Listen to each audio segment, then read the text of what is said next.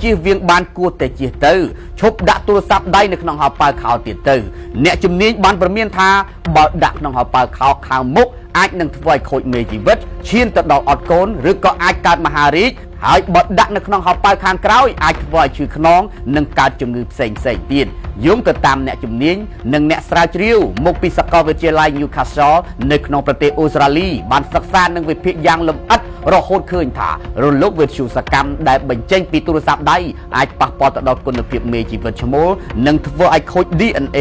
និងបង្កការរំខានទៅដល់លទ្ធភាពមានកូនរបស់បរិសុទ្ធបើឧស្សាហ៍ដាក់ទូរស័ព្ទនៅក្នុងហោប៉ៅជាប្រចាំក្រៅពីធ្វើឲ្យខូចមេជីវិតការរក្សាទូរស័ព្ទដៃជាប់ទៅក្នុងខ្លួនយូរពេកក៏បង្កមានផលប៉ះពាល់ផ្សេងៗទៀតដល់សុខភាពផងដែរដូចជាការកើតឡើងនៃហានិភ័យនៃជំងឺមហារីកការរំខានដល់ការរំលាយអាហារជាតិស្ករនិងធ្វើឲ្យកើតជំងឺធ្លាក់ទឹកចិត្តនិងធ្វើឲ្យបេះដូងដើរមិនស្រួលជាដើមលើសពីនេះទៅទៀតបើដាក់ទូរស័ព្ទដៃនៅក្នុងហោប៉ៅខាងក្រោយវិញគឺអាចធ្វើឲ្យអ្នកមានអាការៈឈឺខ្នងហើយការបញ្ចេញរលកវិទ្យុសកម្មពីទូរស័ព្ទនឹងធ្វើឲ្យប៉ះពាល់ដល់សរសៃប្រសាទធ្វើឲ្យស្ពឹកជើងនិងធ្វើឲ្យរមួលក្រពើផងដែរការដាក់ទូរស័ព្ទដៃនៅក្នុងហោប៉ៅមិនមែនត្រឹមតែធ្វើឲ្យប៉ះពាល់ដល់សុខភាពប៉ុណ្ណោះទេប៉ុន្តែវាក៏អាចធ្វើឲ្យខូចទូរស័ព្ទផងដែរដោយសារតែប៉ះត្រូវញើសឬក៏សើមសូមបញ្ជាក់ថាអ្នកវិទ្យាសាស្ត្របានចំណាយពេលសិក្សាម្ដងហើយម្ដងទៀតអំពីផលប៉ះពាល់នៃការដាក់ទូរស័ព្ទនៅក្នុងហោប៉ៅខោគឺដោយសារតែវិបត្តិគ្មានកូនចេះតែកើនឡើងនៅក្នុងពិភពលោក